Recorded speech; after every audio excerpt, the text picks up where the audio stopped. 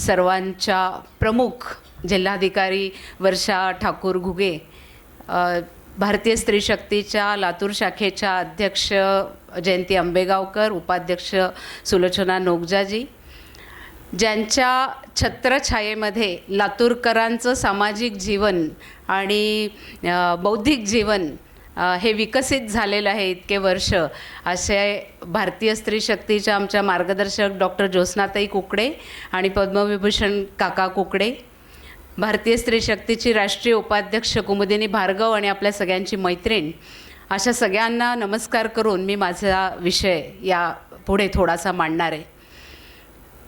या वर्षीच्या आंतरराष्ट्रीय महिला दिनाची जी थीम आहे किंवा जी एक घोषवाक्य आहे की महिलाओं में निवेश आणि प्रगतिमान देश, invest in women and accelerate progress, किंवा एक अजून त्याची कॅम्पेनची जी थीम होती की इन्स्पायर इन्क्लुजन.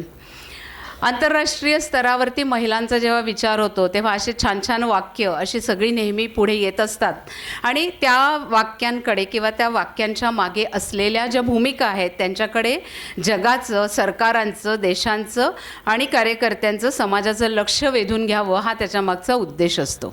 आता वर्षाताई म्हणाल्या की मी महत्त्वाची आहे, आणि गेल्या 200-300 वर्षामध्ये जेव्हा बायकांना हे कळलं की मी महत्त्वाची आहे, मी घरात महत्त्वाची आहे, मी समाजात महत्त्वाची आहे, तेव्हा कुठे आज जगाला कळायला लागलं की स्त्री महत्त्वाची आहे, त्यामुळे तिच्यामध्ये निवेश केला पाहिजे, गुंतवणूक ही महिलांमध्ये केली पाहिजे.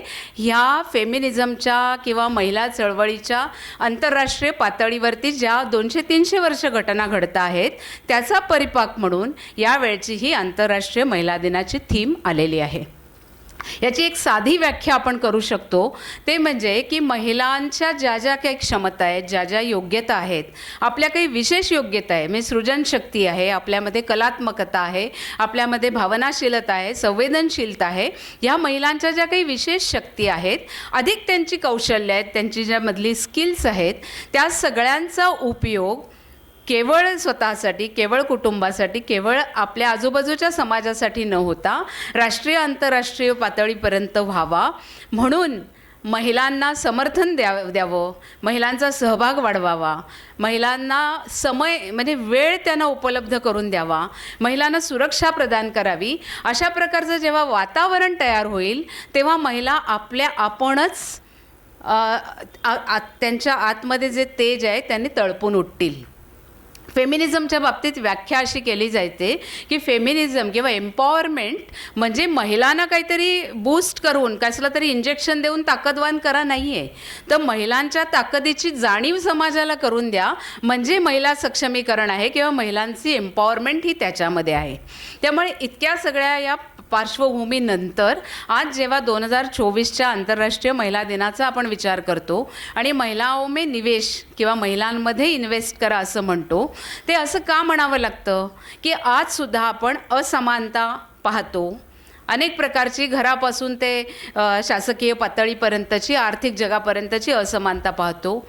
भेदभावाचा सामना आपल्याला करायला लागतो आणि त्यामुळे अन्याय अत्याचारांच्या बळी आपण पडतो. ही वस्तुस्थिती आजसुद्धा आहे. त्याच्यामध्ये गुणात्मक आणि आकड्यांमधला किंवा पर्सेंटेजचा फरक हा होतो आहे, पण अजूनही परिस्थिती सर्व समान अशी झालेली नाही आहे. यातून काय होतं की महिलांच्यामध्ये एक प्रकारची गरिबी तयार होते. गरिबी कसली होते? आर्थिक गरिबी ते होतेच, कारण महिलांना तितक्या नोकरीच्या संधी नाही आहेत. नोकरीच्या संधी मिळाल्या तर त्या असंघटित क्षेत्रामध्ये काम करत आहेत, त्यांना वेळ कमी मिळतो, ही सुद्धा एक प्रकारची गरिबी आहे. आणि ही गरिबी आर्थिकपासून ते त्यांच्या आत्मविश्वासापर्यंतची आहे. त्यासाठी ती गरिबी येते. याचं कारण अजून एक आहे की जे जे स्रोत आज उपलब्ध आहेत, म्हणजे जमीन असेल, जंगल असेल, पाणी असेल, आज त्या स्रोतांवरती महिलांचा अधिकार नाही. आणि ज्याचा सगळ्यात जास्त जवळचा संबंध महिलांचा असतो, ज्या सगळ्या स्रोतांशी, त्याच्यावरती अधिकार मात्र पुरुषांचा असतो. त्यामुळे एक प्रकारची गरिबी येते. आणि मग अधिकार न येणं, निर्णय क्षमतेत भाग घेता न येणं किंवा सहभाग नसणं, अशा प्रकारची गरिबी येते. म्हणून ही निवेश, महिलांमध्ये निवेश करा, महिलांमध्ये गुंतवणूक करा, त्यांना त्यांच्या क्षमतांचा वापर करण्यासाठी अनुकूल वातावरण उत्पन्न करून द्या, अशा प्रकारची ही घोषणा करण्याची वेळ येते. आणि असं केल्याने स्त्री पुरुष समानता येईल आणि एक स्वतःच्या जीवनावरची स्वायत्तता किंवा सोशॉलॉजिकल टर्म्समध्ये ज्याला एजन्सी ऑन युअर लाईफ असं म्हणतात, तर ती स्वायत्तता जेव्हा आपल्या मनावरती येईल, म्हणजे मी काय करायचं, मी कधी उठायचं, कधी करायचं, कधी घरातली कामं करायची, बाहेर जायचं, एखाद्या अशा प्रकारच्या सामाजिक कामाला जायचं का भजनाला जायचं, हे ठरवण्याचं निर्णयाचं स्वातंत्र्य जेव्हा माझ्याकडे येईल, तेव्हा माझ्या जीवनावर जगण्यावर माझी स्वायत्तता येईल आणि मग एक न्यायपूर्ण अशा प्रकारचा समाज तयार होईल. आणि त्यासाठी ही थीम जी आहे महिलाओं में निवेश, ती यावेळी आलेली आहे. आता या निवेश म्हणत असताना तो केवळ आर्थिक निवेश नाही. जरी मनी मॅटर्स हे खरं असलं किंवा आर्थिक सक्षमता ही सगळ्यात महत्त्वाची असली, तरी केवळ तो आर्थिक निवेश नाही, तर तो महिलांचा मानवाधिकार आहे, या भूमिकेतून त्याच्याकडे पाहिलं गेलं पाहिजे. आणि मानवाधिकार म्हणून महिलांमध्ये निवेश केला पाहिजे, तर प्रगतिमान देश होईल. आणि मी महत्त्वाची आहे हे जसं आज मला कळलं तसं आज जगाला कळलं. आज जेव्हा भारत सरकार किंवा भारताचे पंतप्रधान म्हणतात की आम्ही 5 ट्रिलियन इकॉनॉमी पुढच्या काही वर्षामध्ये होणार आहोत, आज जगामध्ये आर्थिक सक्षमतेच्या दृष्टीने भारत 5व्या स्थानावर आहे आणि येत्या काही वर्षांमध्ये आम्हाला 3ऱ्या स्थानांवरती जायचं आहे. त्यावेळी महिलांच्या सर्वांगीण सहकार्याशिवाय, त्यांच्या सर्वांगीण सहभागाशिवाय, त्यांच्या समर्थनाशिवाय हे घडू शकत नाही, याची खूणगाठ आपण सगळ्यांनी बांधली पाहिजे. आणि म्हणून महिलांमध्ये निवेश हे महत्त्वाचा ठरतो. आता केवळ आर्थिक निवेश नाही, तो आर्थिक निवेश ही एक थोडी पुढची ॲडव्हान्स स्टेज आहे असं म्हटलं पाहिजे. आणि सुदैवाने आज त्या स्टेजपर्यंत आपण जाऊन पोचलो आहे. ह्याचं कारण त्याच्या मागे आवश्यक असणारा शिक्षण आणि आर्थिक स्वतंत्रता किंवा आपल्या आरोग्याविषयीची जाणीव जागृती ही आज आपल्यामध्ये आलेली आहे. त्यामुळे त्याचा एक पाया तयार झालेला आहे आणि आता आपल्याला आर्थिक गुंतवणूक महिलांमध्ये करायची आहे आणि त्यांच्या माध्यमातून हे जगामध्ये एक प्रकारची गुंतवणूक करायची आहे, अशा प्रकारचा हा विचार आहे. त्यामुळे हे जे 2024चं वर्ष आहे ते त्या दृष्टीने सगळ्या प्रकारचं महत्त्वाचं आहे.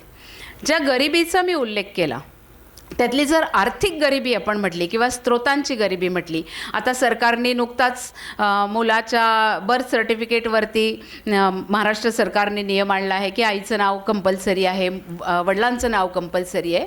आणि आपण हळूहळू महिलांच्या स्थानाची, त्यांच्या महत्त्वाची दखल कागदोपत्री, सरकार दरबारी आणि सामाजिक जेवढे स्तर आहेत त्याच्यावरती घ्यायला सुरुवात केलेली आहे. पण तरीसुद्धा जसं कोविडची महामारी 2 वर्षापूर्वी आली आणि त्यामुळे अनेकांचे नोकरी व्यवसाय बंद झाले, त्यांच्या व्यवसायांवरती परिणाम झाला, त्यातून जी गरिबी जगभर निर्माण झाली त्यात महिलांची गरिबी आणखीन मोठ्या प्रमाणावर वाढणार आहे. 2030पर्यंत हे गरीब महिलांचं जे प्रमाण आहे ते साधारण 340 मिलियन म्हणजे 34 कोटी महिला या ॲब्सोल्यूट पॉवर्टीमध्ये म्हणजे दारिद्र्य रेषेच्या खालच्या जीवनमानामध्ये असणार आहेत किंवा अजून त्या गरिबीत ढकलल्या जाणार आहेत. आणि हे तर साधं उदाहरण आहे की आपल्याला आंतरराष्ट्रीय तज्ज्ञ असायची गरज नाही की जेव्हा लातूरसारख्या ठिकाणी काही वर्षांपूर्वी भूकंप आला किंवा एखादा दुष्काळ पडतो, पाऊस होत नाही, तर याच्या सगळ्याच्या भुगतभोगी किंवा ह्या सगळ्याचा सामाजिक, आर्थिक आणि त्यांच्या एकूण व्यक्तिमत्वावरती परिणाम जर कुणाच्या होत असेल तर तो मुली, महिला आणि बालकं यांच्या जीवनावरती परिणाम होतो. कोणतीही नैसर्गिक आपत्ती असू दे, कोणतीही मानवनिर्मित युद्धासारखी आपत्ती असू दे, सगळ्यात जर कोणी रिसिव्हिंग एंडला असेल तर त्या महिला असतात. त्यामुळे मग महिलांच्यावरती येणारा जो प्रभाव आहे हा भरपूर मोठा होणार आहे.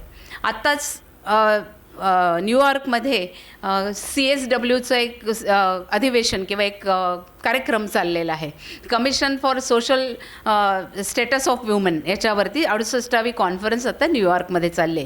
आणि एक चांगली गोष्ट आहे की भारतीय स्त्री शक्तीच्या जनरल सेक्रेटरी वर्षा पवार या पण त्या कॉन्फरन्समध्ये सहभागी होण्यासाठी तिथे गेलेले आहेत.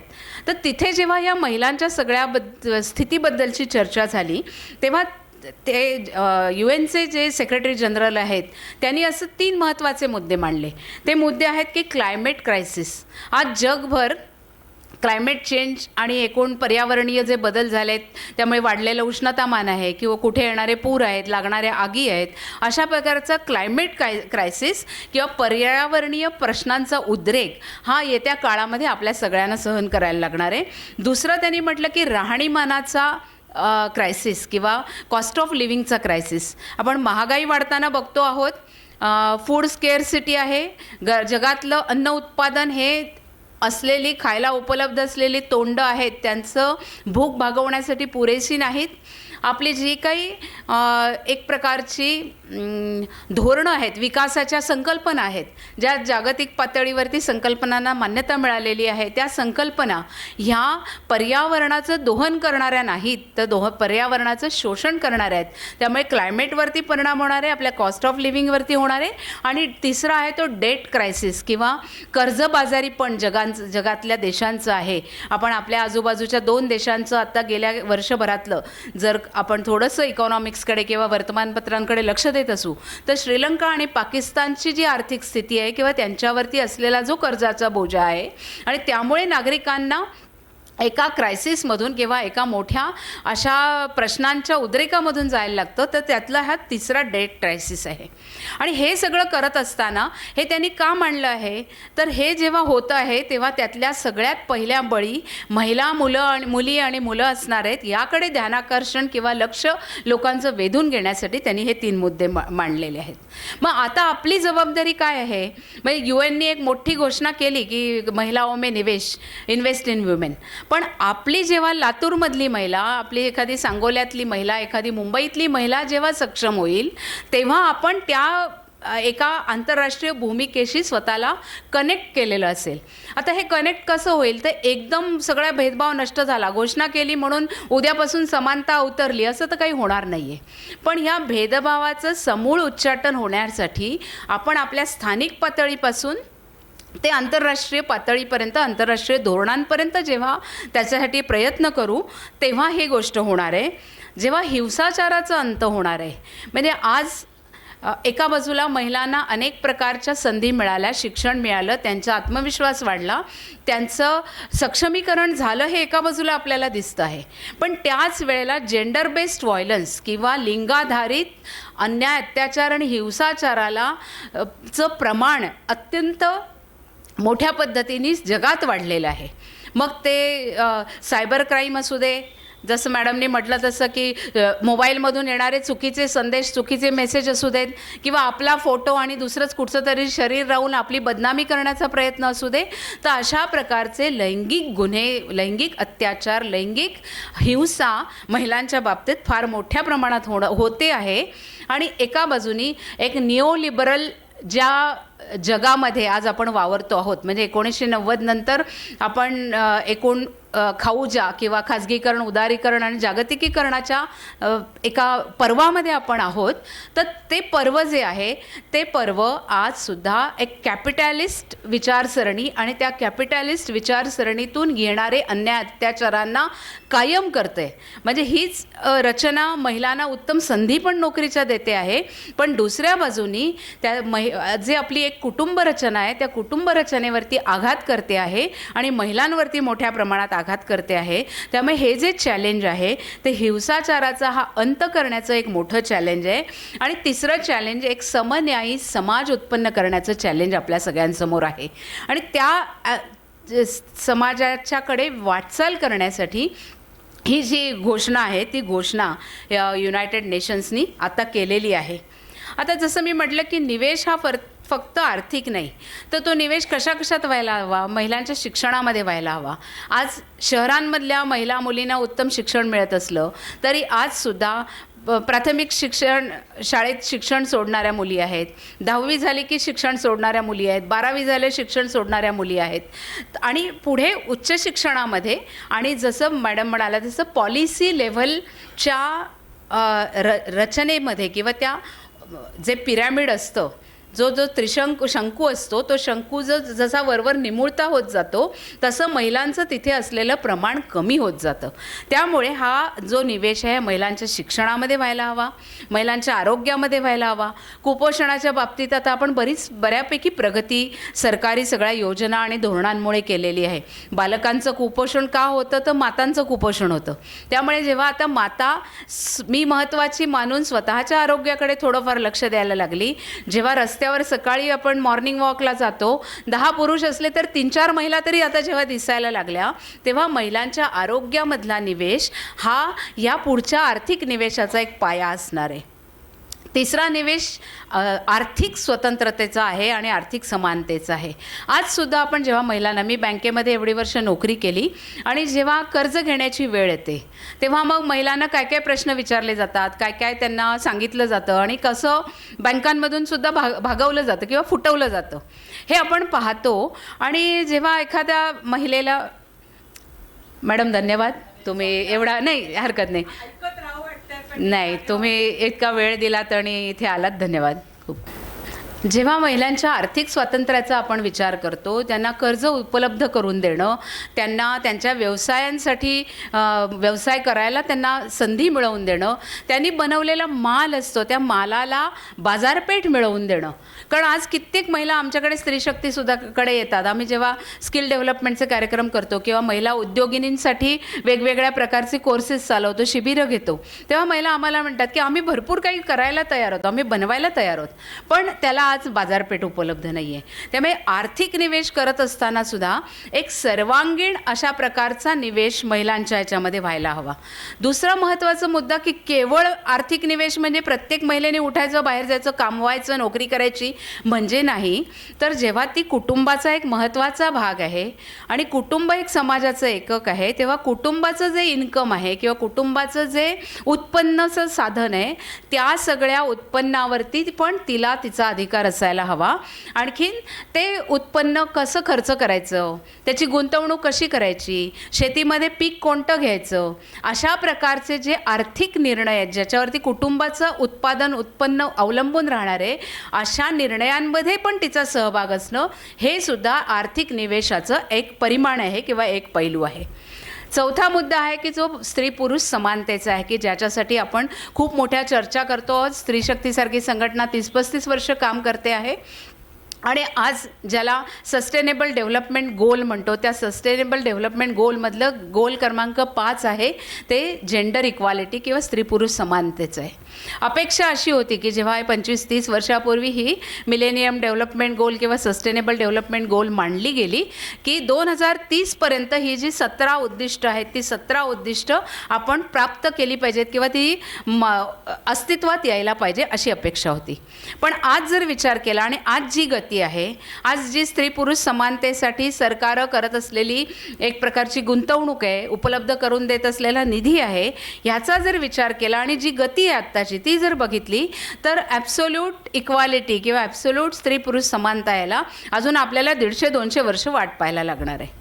म्हणजे गेली 200-300 वर्ष स्त्री चळवळीने काम केलं आणि आज एका स्थानापर्यंत आपण येऊन पोचलो आणि पुढे अजून जर आपल्याला ते समानतेचं स्थान आपल्याला समाजात उत्पन्न करायचं असेल तर अजून 150-200 वर्ष आपल्याला कष्ट करायला लागणार आहेत आणि आपल्याला वाट पण बघायला लागणार आहे.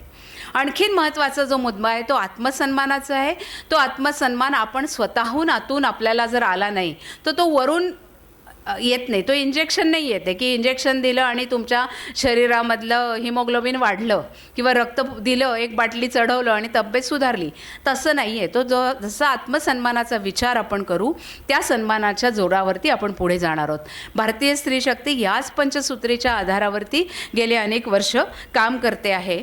त्यामुळे हा जो निवेश आहे तो या 5 मुद्द्यांवरती आहे आणि तो कसा करायचा, मग जागृतीचे कार्यक्रम आहेत, कृती कार्यक्रम आहेत, काही उद्दिष्ट नक्की करणं आहेत, त्या उद्दिष्टांकडे वाटचाल करणं आहे आणि ते प्राप्त करण्यासाठी, ती उद्दिष्ट गाठण्यासाठी लोकप्रबोधन महत्त्वाचं आहे आणि राजकीय इच्छाशक्ती निर्माण करणं हे महत्त्वाचं आहे. म्हणून UN जेव्हा एखादी थीम देतं तेव्हा जे युनायटेड नेशनचे सदस्य देश आहेत, 184 देश आज युनायटेड नेशनचे सदस्य आहेत, ज्यात भारत पण एक महत्त्वाचा देश आहे, तेव्हा या देशांना तिथे जे धोरणात्मक निर्णय होतात, त्याच्या अंमलबजावणीसाठी काही ना काही हालचाल करायला लागते आणि ती राजकीय इच्छाशक्ती निर्माण करणं हे या सगळ्या एकूण थीमचं असं एक महत्त्वाचं अंग आहे. जसं गोल क्रमांक 5 मी म्हटलं जेंडर इक्वालिटी, तसं क्रमांकाचं गोल आहे किंवा उद्दिष्ट आहे सस्टेनेबल डेव्हलपमेंट गोल, ते आहे की पॉव्हर्टी एलिव्हेशन. आणि केवळ याच्यामध्ये मी महिलांची गरिबी असं मी म्हणत नाही आहे, कारण आपण जेव्हा सगळा या आंतरराष्ट्रीय पैलूंचा विचार करतो तर ते ग्लोबलपासून लोकलपर्यंत कसं कनेक्ट होतं हे सुद्धा आपल्याला बघायची गरज आहे. तर त्यामुळे हे जे निवेशाचं प्रतिमान आहे, ते निवेशाचं प्रतिमान जे युनायटेड नेशननी मांडलं किंवा युनायटेड नेशनमध्ये असलेल्या लोकांनी मांडलं, ते त्यांनी त्यांची राजकीय, सामाजिक, धार्मिक जी काही एक पृष्ठभूमी आहे, पार्श्वभूमी आहे, त्याच्या आधारावरती मांडलं का. हेच प्रतिमान 100% 100% भारताला लागू होऊ शकतं का, किंवा या प्रतिमानामध्ये आपण काही बदल केले पाहिजेत का. म्हणजे जसं गरिबी मी म्हटलं की स्त्रियांची गरिबी एवढा मी केवळ विचार करत नाही आहे, कारण आपल्याकडे स्त्रीचा स्त्री म्हणून विचार, पुरुषाचा पुरुष म्हणून विचार, असा वेगळा वेगळा तुकड्या तुकड्यात विचार करण्याची पद्धत आपल्या देशात, आपल्या समाजात, आपल्या वैचारिक अवधारणा जी आपली आहे, आपली जी इतक्या हजारो वर्षांची भारतीय संकल्पना ज्या आहेत, भारतीय समाजाचा एक दृष्टिकोन आहे, त्या दृष्टिकोनामध्ये नाही. आपण कुटुंब हे एकक मानतो, त्यामुळे जर ती गरिबी असेल तर ती त्या कुटुंबाची असेल. त्या कुटुंबातल्या स्त्री गरीब आहे, त्या कुटुंबातला पुरुष गरीब आहे, असं आपण वेगळं वेगळं तुकड्यांमध्ये विचार करत आपण नाही. त्यामुळे जेव्हा ही प्रतिमानाची आपण बात करतो किंवा गोष्ट करतो, त्या प्रतिमानाचा विचार करताना आपण आपलं भारतीय सिद्धांकन त्याचं किंवा भारतीय प्रतिरूप, भारतीय मॉडेल त्याच्यासाठी काही देऊ शकतो का, आज हे करण्याची आपल्याला गरज आहे.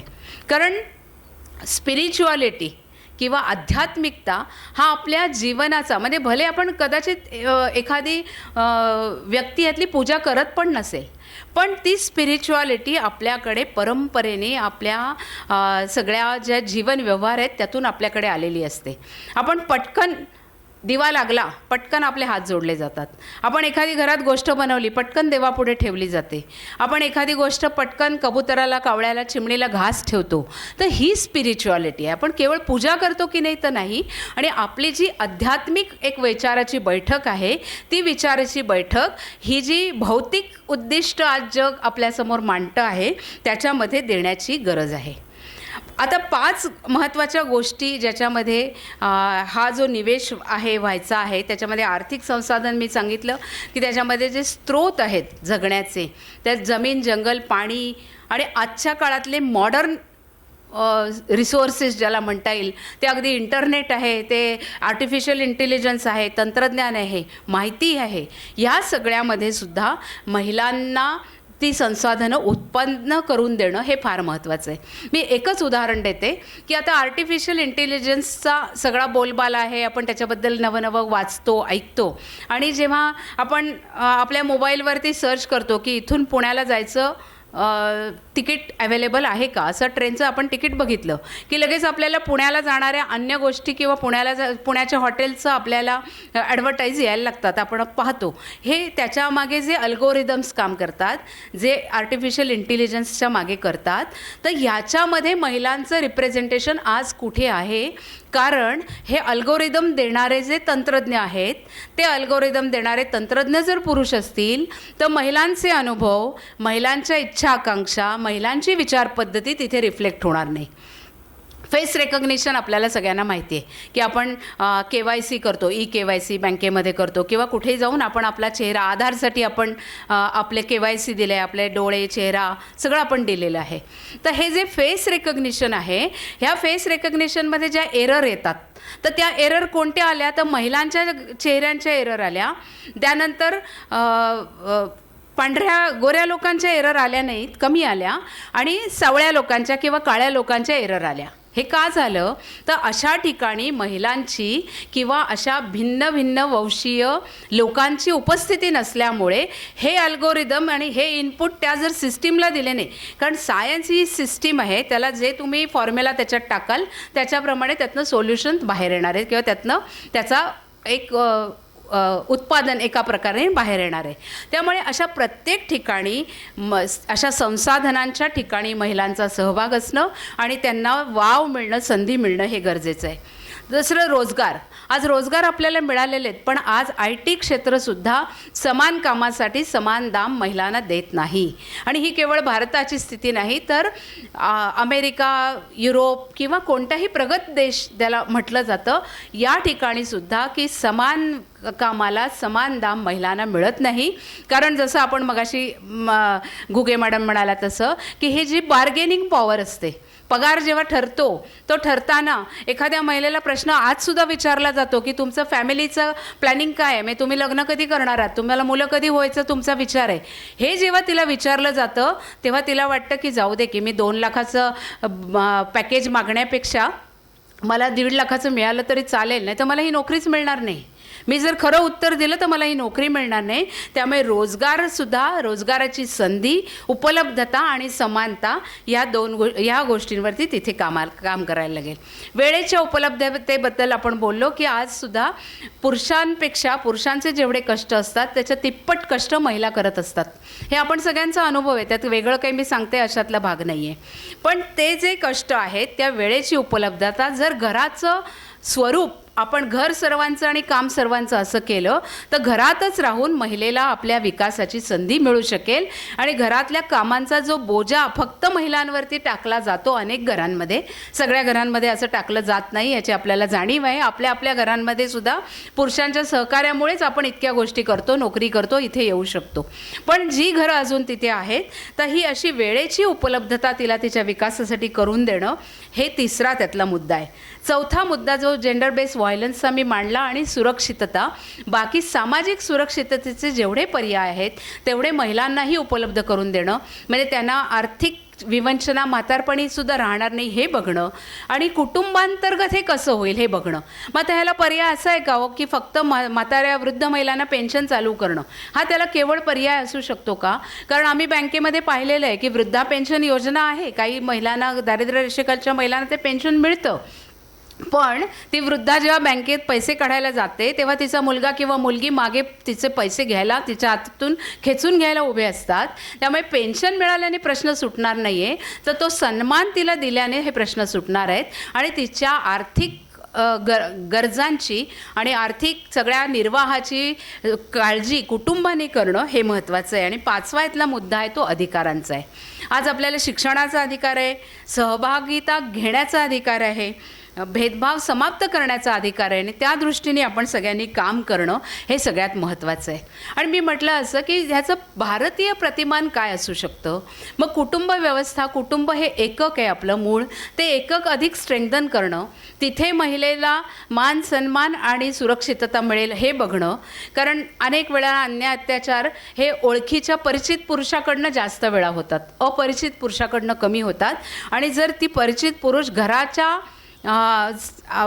4 ज्या काही रेषा असतील त्याच्या आतला असेल तर त्या महिला आज ते आपलं वर होणारा अन्याय अत्याचार नोंदवायलाही पुढे येऊ शकत नाहीत, ही आजची स्थिती आहे.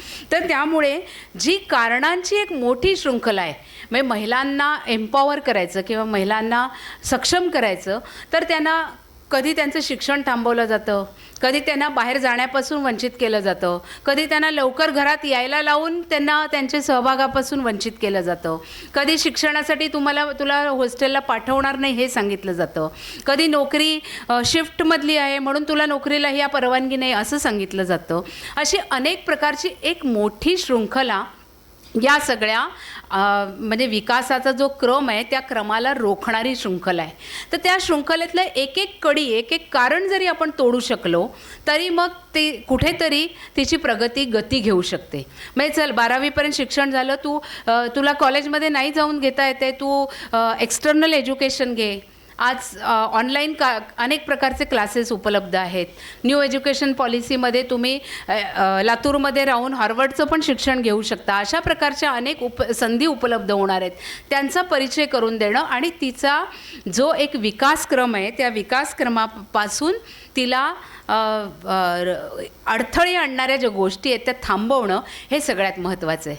केवळ प्रतिनिधित्व मिळाल्यानं पुरेसं आहे का हो? म्हणजे आता 33% आरक्षण आता नारी वंदन अधिनियम पारित झाला आणि 2029च्या ज्या निवडणुका येणार आहेत त्यामुळे महिलांना लोकसभा आणि विधानसभामध्ये 33% आरक्षण मिळणार आहे. पण तेवढं पुरेसं आहे का? हे पहिली पायरी आहे. प्रतिनिधित्व ही आपल्याला मिळालेली पहिली पायरी आहे. मग तिथे आपल्या क्षमतांच्या वृद्धिंगत करून त्या क्षमता वाढवून तिथे आपला प्रभाव निर्माण करणं आणि ज्या पॉलिसी लेव्हल डिसिजन्स आता लोकसभेमध्ये इतके कायदे बनवले जातात. केवळ कायदा काही सुप्रीम कोर्ट बनवत नाही, तर कायदा हा तिथे लोकसभेमध्ये बनतो. तर अशा वेळेला नीती निर्धारण किंवा मध्ये सहभागिता महिलांची असणं आणि तसेच सक्षम लोकप्रतिनिधी येत्या 5 वर्षामध्ये आपल्या समोर येतील, आपल्यासमोर घडतील, याचा आपण सगळ्यांनी मिळून प्रयत्न करणं आणि हे 5 वर्ष आपल्याला ते काम करायला एक मिळालेली संधी आहे असं मानून, जसं मी नगरसेविका पहिल्यांदा जेव्हा आरक्षण स्थानिक स्वराज्य संस्थांमध्ये आलं तेव्हा भारतीय स्त्री शक्तीने एक असं हँडबुक पण काढलं किंवा अशा प्रकारची शिबिरं घेतली. तशी आता उच्च सदनात जाणाऱ्या महिलांसाठी राजकीय पक्ष ते करतील, पण राजकीय पक्षांचं करणं हे त्या पक्ष चौकटीमध्ये आणि पक्षाच्या हिताच्या संदर्भात होतं. आपल्याला जे काम करायचं आहे ते जनहिताच्या संदर्भामध्ये आणि जनतेच्या हिताच्यासाठी महिलांनी काम करावं यासाठी आपल्याला करायचं आहे. आणि त्यासाठी भारतीय प्रतिमान त्याच्यासाठी एस्टॅब्लिश करणं आणि कुटुंब अधिकाधिक सक्षम करणं, महिलांना कुटुंबाभिमुख करणं, आपलं कुटुंब समाजाभिमुख करणं, संस्कारक्षम पिढी निर्माण करणं आणि याच्यामध्ये विच्छेद घालणाऱ्या ज्या ज्या गोष्टी आहेत त्या गोष्टी थांबवणं. म्हणजे आज काय म्हटलं जातं की अनपेड केअर वर्क महिला करतात, असा एक शब्द तुम्ही सगळ्यांनी ऐकला असेल. आपण करतोच की कुटुंबासाठी आपण अगदी निरलसपणे रात्री जागून मुलांसाठी, वृद्धांसाठी, आपल्या नातेवाईकांसाठी खूप काम आपण करतो. आपण दुप्पट तिप्पट श्रम करतोच. पण ते अनपेड केअर वर्क किंवा ते अत्यंत त्यामुळे त्याचं काही महत्त्वच नाही असं आहे का हो?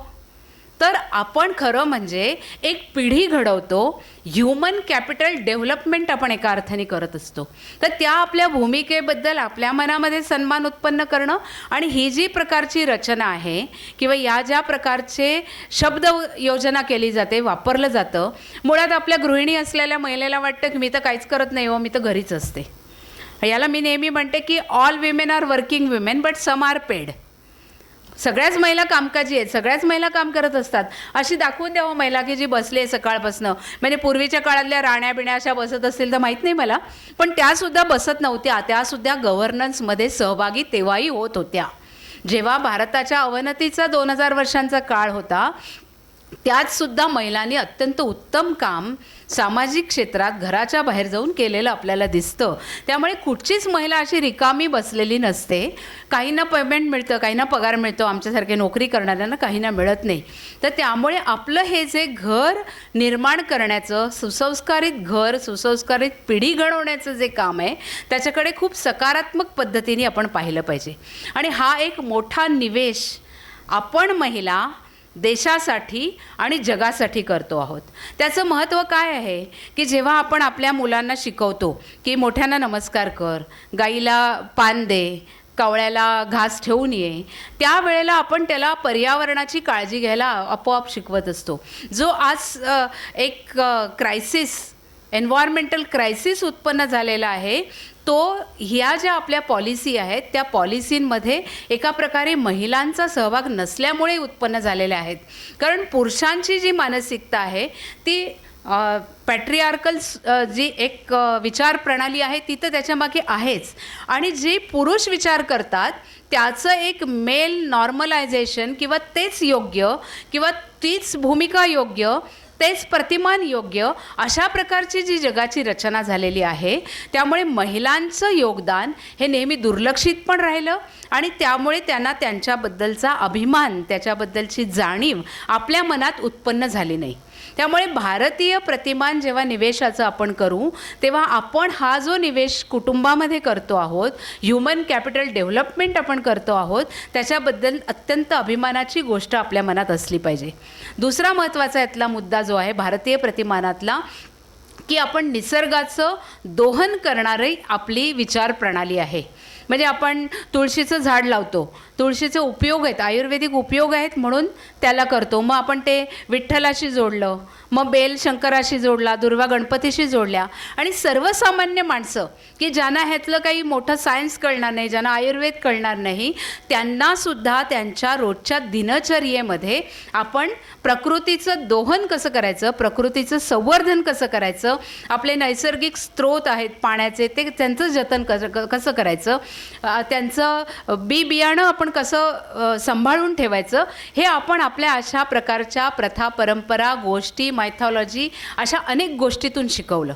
त्यामुळे दुसरा हा जो निसर्गाच्या दोहनाचं प्रतिमान आहे ते प्रतिमान अत्यंत महत्त्वाचं आहे.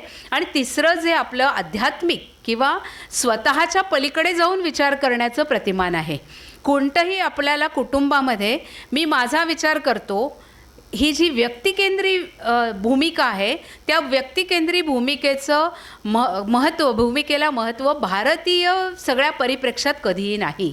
आपल्याकडे त्यागाचं महत्त्व आहे.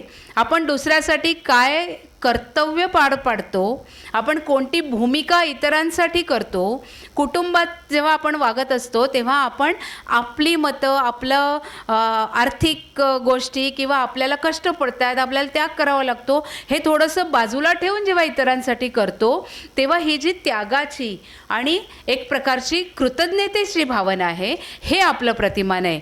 आता या ज्या आधुनिक सगळ्या भौतिक प्रणाली आहेत, भौतिक विकासाचे मानदंड आहेत, मग आर्थिक विकासाचा असेल, स्त्री पुरुष समानतेचा इंडेक्स असेल, ह्युमन डेव्हलपमेंट इंडेक्स असेल, हॅपीनेस इंडेक्स असेल, असं नवं जगात काय येत असतं. तर ह्या सगळ्या प्रतिमानांमध्ये आपण जर हे 3 मुद्दे म्हणजे कुटुंब, पर्यावरण आणि आध्यात्मिकता हे जर 3 मुद्दे मिसळले तरच मला वाटतं भारतीय समाजाचा, भारतीय स्त्रियांचा, अर्थातच भारतीय कुटुंबाचा, भारत देशाचा आणि जगाचा विकास होईल. वसुधैव कुटुंबकम असं जेव्हा आपण म्हणतो आहोत किंवा G20मध्ये आपण एवढ्या मोठ्या प्रमाणात वसुधैव कुटुंबकम ही थीम जगाला आज दिली, विमेन लेड डेव्हलपमेंट ही थीम भारताने आज जगासमोर मांडली, तेव्हा त्याचा पाया या 3 गोष्टींमध्ये आहे. आणि जगाने काहीही विचार केला तरी आपण आपला रंग त्याच्यात मिसळला, आपलं कर्तृत्व त्याच्यात मिसळलं, आपली भावनिकता, आपली संवेदनशीलता त्याच्यामध्ये मिसळली तरच मला वाटतं जगाचा विकास होईल. आणि तो विकास मानवता केंद्री आणि सगळ्या केवळ मानवताही नाही मी म्हणत की जी सृष्टी आहे त्या सृष्टी केंद्री होईल आणि त्या सृष्टीचं एक प्रकारचं दोहन, एक प्रकारची काळजी घेतलं जाण्याची क्षमता ह्या भारतीय मूळ विचारांमध्ये आहे. तर ते प्रतिमान आपण जितकं विकसित करू तितकं मला वाटतं हा आंतरराष्ट्रीय महिला दिन, मग तो ग्लोबलपासून लोकलपर्यंत, आणि मग आपल्याला एक अभिमान वाटेल की हां, ही जी आंतरराष्ट्रीय महिलांमध्ये निवेश करा, महिलांमध्ये गुंतवणूक करा, त्या थीममध्ये माझी गुंतवणूक काय आहे तर मी माझं कुटुंब चांगलं करीन, माझी गुंतवणूक काय आहे तर मी माझ्या आजूबाजूचा परिसर चांगला करीन, माझी गुंतवणूक काय आहे तर मी सर्वांप्रती कृतज्ञता व्यक्त करीन. कारण जे मला परिस्थितीने, निसर्गाने दिलं त्याच्याबद्दल कृतज्ञ नाही तर आपण काय होणार. आपण माणूस आहोत, जरा बुद्धिमान आहोत इतरांपेक्षा, आपल्याकडे बोलण्याची क्षमता आहे, आपल्याकडे तंत्रज्ञानाची ताकद आहे, आपल्याकडे युद्ध पण करण्याची आपल्या डोक्यामध्ये क्षमता आहे, म्हणून आपण पॉवरफुल झालो आणि सगळ्या समाजावर, सगळ्या सृष्टीवरती राज्य करण्याचा फक्त अधिकार माणसांचा नाही तर हे सृष्टीचा एक आपण अंश आहोत. हे प्रतिमान घेऊन जर आपण हा निवेश केला तर मला वाटतं तो जगाच्या इतिहासासाठी, जगाच्या कल्याणासाठी, विश्वकल्याणासाठी उपयोगी होईल. आणि गेली हजारो लाखो वर्ष भारतीय संस्कृती जे ज्ञान आणि जो विचार जगाला देते आहे तो विचार घेऊन आर्थिक आणि आजच्या परिभाषेमध्ये आपण हा निवेश करू. त्याच्याबद्दल आपल्याला स्वतःला एक अभिमान वाटेल आणि आपण जगाच्याच दृष्टीने एक महत्त्वाचं कार्य करू. अशासाठी आपल्या सगळ्या मंडळींना मी शुभेच्छा देते. मला इथे बोलवलं आणि माझे विचार मांडायची संधी दिली. बराच वेळ झालेला आहे, आपला कार्यक्रम थोडा लांबलेला आहे, तरी आपण सगळ्यांनी हा कार्यक्रम ऐकला त्याबद्दल खूप खूप आपल्या सगळ्यांना धन्यवाद आणि नमस्कार. खूप खूप धन्यवाद.